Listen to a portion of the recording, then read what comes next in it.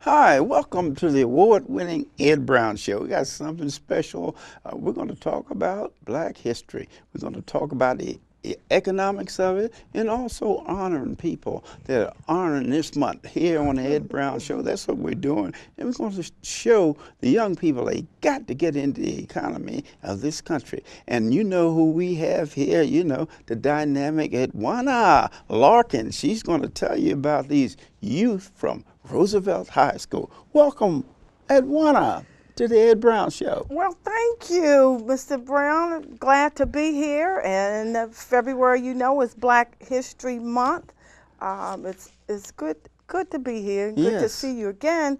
What I would like to tell you and the audience about, in celebration of the annual Black History Month exhibition, the Maryland National Capital Park and Planning Commission, Prince George's County Department of Parks and Recreation, Arts and Cultural Heritage Division established the Black History Month poster project back in 1989. Wow. 8 years later, the program evolved to include designating county artists to conduct a 7-week residency at a selected Prince George's County Public School. And this year, the public school was Forestville High School. And in honor of the 2013 Black History Month exhibition, artist Curtis Woody collaborated with Forestville High School art teachers Colton and Joshua Smith to craft this year's poster. Together, they introduced the mixed media technique of quilt painting. I never heard of that, but quilt painting. And they introduced it to 14 students in grades 10 through 12. Students then created works of art that portrayed the significant contributions that African Americans made to the U.S. military from the Revolutionary War to the Vietnam War. All the student pieces were then combined in collage form to create what we now have, the 2013 Celebration Black History Month poster. And I think we have a picture of that poster. Yeah, we have one beginning of the show and at the end of the show. Yes, so people will see the poster, and a lot of them might want to have it in their homes, and they can contact the Parks and Recreation, Latasha Banks, who is the visual arts specialist for the county, and she can be reached. You want me to give her number? No, they can just call Park and Planning. Yes, Park and Planning, and they can get a copy of that. That's, you know what's significant about that, the poster and everything in the program is they had this black woman, you know,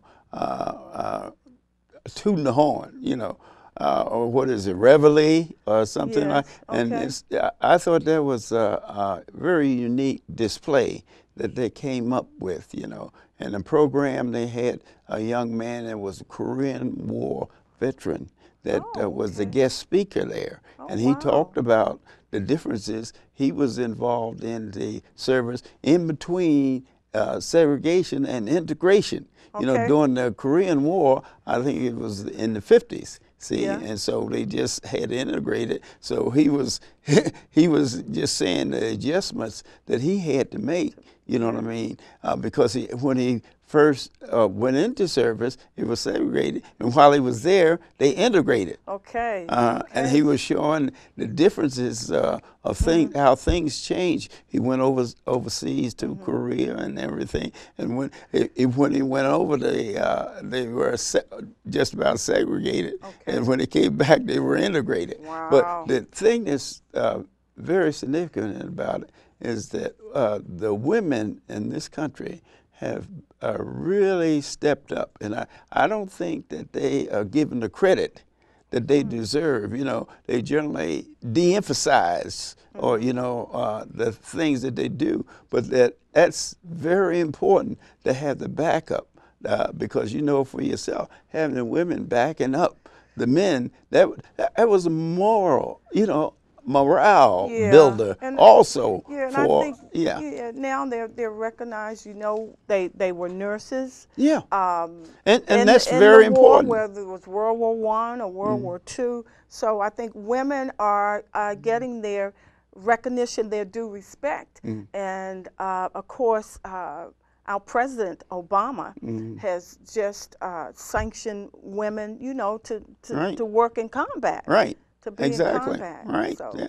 So I think that the youngsters that were involved in there, it was significant because just like you say, it wasn't just one poster. It was collage of posters that these youngsters at Forestville High School and then the young man that put them all together into one poster. It was so meaningful, So, hey, make sure you go to Park and Planning and ask for that poster because it's very significant about the things that have happened in the past and the young people need to think in terms about. In fact, we're going to have Mr. Murray on the second talking about the economics because what you have to do, you're involved in service, you got to get into the economics of this country. And Mr. Murray in the second half is going to have something to say about that. But I like for closing.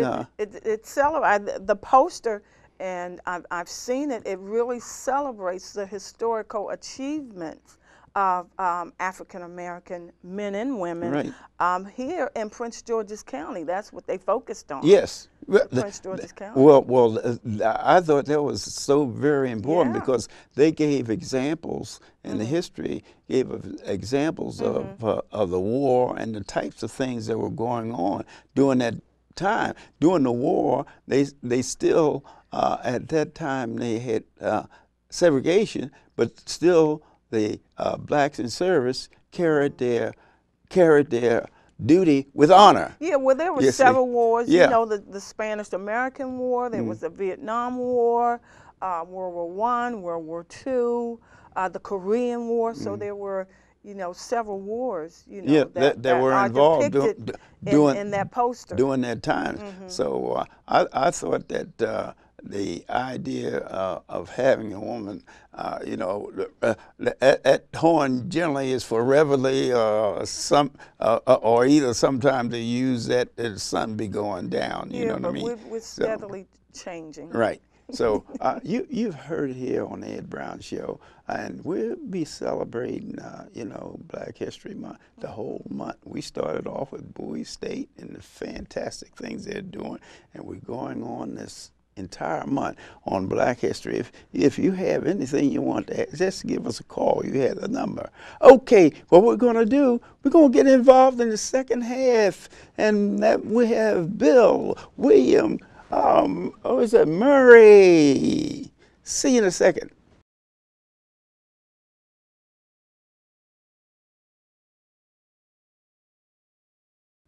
Hi, welcome back to the Negro Month celebration on the Ed Brown Show. And I tell you, we're going to talk about the economics. Everybody, that affects everybody. We got a gentleman here, William Murray, here along with Edwina Larkin, and we're going to talk about this. And hey, whatever you're doing, just sit around and bring those youngsters up, and Murray is going to teach them a few things. Okay, William. Welcome to the Ed Brown. I'm glad to be back on your show, Ed. This is always a thrill and an honor for me. When I'm on your show, because what people don't really talk about Black History Month, you are part of Black History Month because you've been out there for a long time, Ed. I mean, what don't you've tell done, everybody. what you have done for us as a leader. Because, Ed, I've been knowing you for a long time. We were out there on the front line. Yeah. But you were out there a long time before me. And so you we got to work together. That's the main thing. There's no doubt. And that. somebody got to keep carrying the ball. That's what we're trying to do Yeah. now, to make We sure just pass it on. Pass the torch. pass it on. Yeah. And just like you do with finances, we Yeah, got to well, you know, learn Ed, that we have to pass some of the finances along so the next generation makes it easy. Yes. Well, you know, there's a saying out there, you know, that you go when you're on a path, you leave a trail, so someone can follow you. And where I leave off, Yeah, is where you should begin. right. So I'm leaving a path for you. But you got to get them into the environment. You got to get them into thinking that way. You Well- know, not every day. Everything is not just for today. You got to Right. think about tomorrow. You got to think about the history as far as your children is concerned. Where the financial, how many out there think about you have children, you send them to school, and what are you doing? Are you teaching them that financial success is the key to the modern society that we have here? Yeah, I think with Mr. Mary, because, you know, in life, you should have short-range goals as well as long-range Right. goals. Well, you always, what we felt is, and that's what I love about our president. I mean, I tell everyone, look at this man. He is so futuristic in his thought. Right. He's doing things that's going to benefit the future. Good. Right. You know, what we do is we want to give our kids more than we had. So we give them a TV in their room, a phone in their room, games, and all this stuff. When they go to the room now, it's like a playground. Well, what we fail at is we want to give them more than we had. But what we failed to give them the most important thing, Right. and that's the education. Right. Tell them about your past, your history. Right. When you're sitting down paying bills, let them sit there and pay them with you. Show them what it's taking to survive. Right. You know, when we were growing up, Ed, I was always around the men, the older men, because that taught me how to be a man. Even Right. as a little boy, I learned what it was to be a man. So when they talk about the importance of a man, it doesn't have to be your father. My father died when I was 10 years old. But my community, the men took up Right. when my father passed. And that's why when I travel, Ed, all over the country today, and I speak to these youth, and I speak to these organizations, these universities, these companies, I tell them the importance of having someone to come in that can teach them how to be futuristic, about their business plan, Right. or about their life plan, about their vision plan. What is it, or what did you do yesterday that you got to work on today that's going to improve your tomorrow?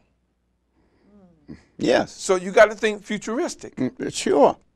I mean, there's no doubt. And the biggest problem, Ed, I'm finding that we're having is they just don't know. We aren't teaching them. We're the ones that dropping the ball from not teaching them. They're so hungry, and the information, I'm looking at them, they come to me with questions, and that a lot of times their parents should have been already explained to them. But they don't. But their parents really don't. They'll sit them down and say, this is my favorite show, sit down and watch TV. Or don't bother me because this is my favorite show. That's the time when the child asks the question, that's the time you take, don't care what you're doing, and give them the answer. Teach them what it was when you grew up. Like when I grew up, Ed, and we were self-sufficient. You know, we grew our own food. My mother made her own jams and stuff. And then if you were hungry and you were a neighbor, if we ate, you ate too. They don't do that today. No one knows their neighbor. You know, and like the kids in my community, I take the kids in my community and have a session with them once a month. All you got to do is just show up. Yeah. Right. I teach you how to start a business, how to build a business, how to think futuristics, because you aren't always going to be under mama's and daddy's wing. Right. And then, too, you got to get them thinking, when you say future, you got to get them thinking of the future. Say, 9 to 5, that was good for last generation. Yes. It's like mine. But see, now, this is a different time. And they have to know that they have to get into the economics of this country. And the only way you get into the economics of this country, you have to build business. This whole country is based on businessmen. You know, Ed, today, most people don't realize that the majority of the people who give jobs are the small businesses. Yes. Yes, that's true. You know, we taught each other. You know, we had a job. I taught you teach your son, and then when you grow up, your son teach his son. Even in time, people don't. Even when you're working for someone, you're still self-employed because that little cubicle is yours. That's yours. You know, people don't realize, Ed, your life is a business. People who are most successful are those who have their life organized in a business sense. That's they put right. everything in writing because it's got to be in writing. You got 95% better chance of succeeding if it's in writing. Your business plan's got to be in writing. Your futuristic plan's got to be in writing. Your vision plan has to be in writing. That's success. That's your book. See, your life is a book. All you have to do is make it a bestseller. Right. You got people out there now writing books on themselves. Well, all they're doing is going back and reading what they wrote in the past and making it a book. Right. Now, what level do you think it's good to introduce a financial responsibility to youngsters? Most of the time, like you say, they see things in the store, just like now, as far as the commodities, the different computers and things, the gadgets, they're coming out, but there's still a void there. You know, because what they're doing, they're supporting someone else. And I'm looking at the age, and maybe I'm going back to, but I'm saying 5 or 6. You said age 5? Yeah, because that's when they start asking you, I want this and I want that. Yes. Show them value. See, I don't believe in allowances. I don't believe in giving a child an allowance. I think if anything, you give them a job. Right. Saying, okay, I'll pay you so much to make up your bed, keep your room clean, take out the trash, you know, do this or do that. And so when they want to buy, no, you got a job. You want this pair of sneakers, you pay for it. But where we fail too at another thing is we should teach them that at least 5 or 10% of every dollar you make goes in the bank, goes somewhere Right where now. Yes. That's thinking futuristic. Savings. Savings. Right. Because you always broke. Well, I want a pair of jeans. They don't know that $200 is a lot of money because they never had to put value on money. Because mom as and long dad as they're giving it to you. is giving it to them. Well, once you give them a job and they say, well, I got a pair of sneakers or jeans I want, you got a job. You pay for it. I guarantee you when I see those jeans and that stuff land on the floor then, because now that's their money. Right. So if we would stop giving them and start teach them how to earn it. Yeah. Now, tell us something about these different programs that you're going around, you know, exposing youngsters to. Well, and you know, the name of my series, of course, you know, is The Road to Success. But my underline is the thought and action process to success. Because everything, you know, everything that exists out there goes first through thought. Everything you look at and you touch is somebody's idea. You look at a car, look at the clothes you have on, look at your shoes, look at a chair. That was someone's idea. Yes. So that was their thought. The action process is the fact that they put it together, how they did it, what they did. So you got to teach them how to think. And I teach the positive side of thinking. Instead of going out there and say, well, I'm having a bad day, you know, this happened to me, that happened to me. Don't say that was a bad incident. Look at the reason that God said, this is how I want you to learn this lesson. Because, you know, you learn from your mistakes. Oh, yes. The successes don't pay you or don't give you a whole lot. It's your mistakes that you remember. Right. So that's your lesson. That's how life teaches you. So when I teach the thought and action process, I'm teaching them positive thinking. You know, don't think that, you know, like this gentleman came because he had messed up his car. I said, man, but why are you angry? I mean, you're telling me that you messed up your car. The blessing is you're alive to tell me about it, because what if you hadn't survived it? Right. So you don't look at, because that's a material item. Money. People worship money.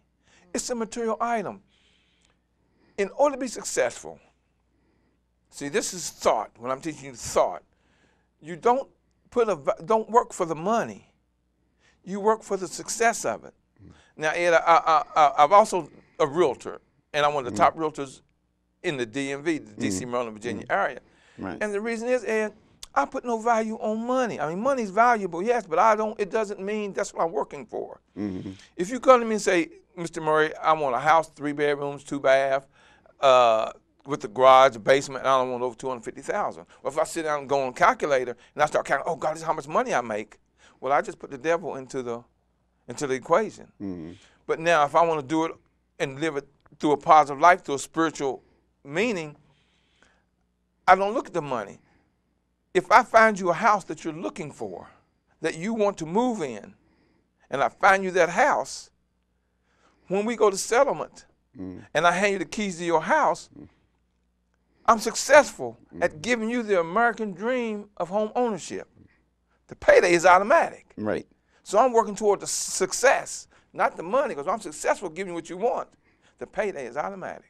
Even on the job when you work for someone, Right. it goes the same way. You know, some of the emphasis they've made, I think some of the people have seen it, comparing the economic value of each county.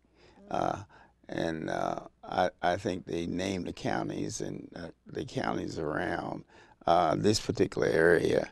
And the economic, the problem is that, especially in the real estate market here in Prince George County, the people that lost homes was because they had not developed a value of money.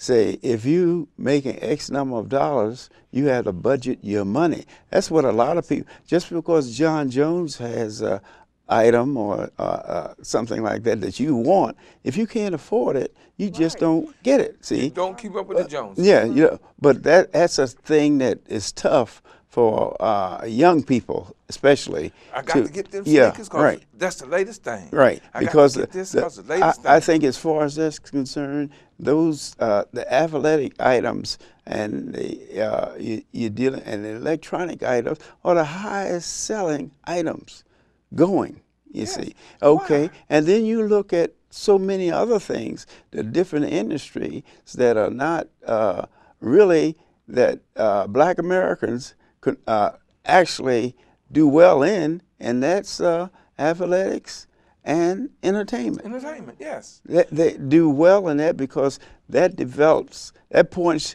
to their ability. Both of those. And also it's natural. Yeah, right. A natural ability. that you just Natural. own. What do you think about the women? Do you think that they feel that the women are left out in this when they start talking about finance? Usually they try to make it a male thing, but I don't agree with that. No, I think that the women are on top. We're the ones who get the money and budget the money. We're the budget. I think we're the budget people of the family. But as Mr. Mary was talking, I thought about the scripture in Habakkuk 2, write the vision and make it plain. You Yes. said that you teach your students how to write their business plan. Yes. You know, you write it down. You Yeah. know, the scriptures tells us to do that. So I think that's an excellent point.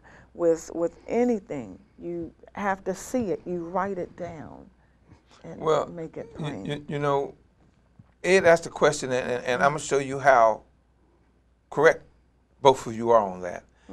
Today, you look at your commercials, from your car commercials, to your home commercials, to your appliance commercials, to anything else. It's catered to mostly to women now, because they're the ones that's handling the purse strings. Yes. When have you known that they do a commercial to a woman for a car? Or for buying a house? Or even for starting a business? It's catered to the women because they're the ones that's handling the money. So you think that maybe we should have a woman president next, huh? You know what, Ed? And there's a great possibility that it's going to happen. It's coming. It's going to happen. Yeah. It's right. not a matter, is it? It's just a matter of when. Time. Yeah, it's right. coming. A matter of time. A matter of time. But as far as African Americans are concerned and their economic position, I think this is something that everyone, not just the minorities, because everyone benefits from a good economy. For instance, like they separate the different races, the Spanish, the African American, Europeans. Right now you're going through a deal there with the Pope where they don't know what they're going to do as far as picking, and the first thing they talked about was money, the control that they have. And you find that the churches have a terrific effect on the economy. What do you think about that? Yes. We need to. Okay. Well, Yeah. tell. What I would like to announce, Ed, this is going to be at the Fine and Performing Arts Center at Bowie State University. No There's kidding. going to be a free screening of Brown Babies, which is the Miss Chingling's Kinder story. It's about these babies who were born during the World War wartime, II. yeah, who were unwanted. From Europe. Yes, Yeah. they were ignored and forgotten. So it's going to be at Bowie What- State, the screening, February 21st, 2013 at 7 p.m. Okay. And if you want to go, if you want to attend, you need to contact Bowie State University, the Fine Arts Department. Brown Babies. Okay. It's their story. And we're Okay, gonna with be that, there. with that, we're going to wrap this up, and I think you have a presentation to make to all the volunteers at the Ed Brown Show. Yes. Since this is Valentine's Day. Yes, I would like to present this to the volunteers here at the Ed Brown TV show who have worked tirelessly. Free. And tirelessly. And And diligently, and they've been committed to working with you, and that's a token. Thank you. And this is what it's all about. You know, you have to give back. Don't Give back. forget that. You gotta give Everybody. back. See you next time.